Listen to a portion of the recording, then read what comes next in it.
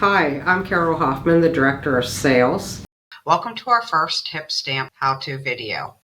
In this session, we are going to review how to set up a HipStamp account, log in, and begin shopping at the APS store on HipStamp. So let's begin. First, from your web browser, type in www.hipstamp, all one word, .com.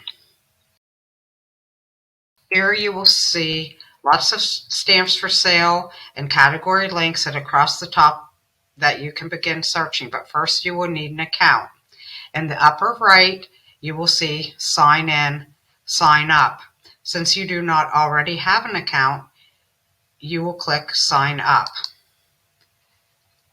To sign up, you will need to enter your first name, last name, email address, username, and a password that is at least 6 characters, and click sign up.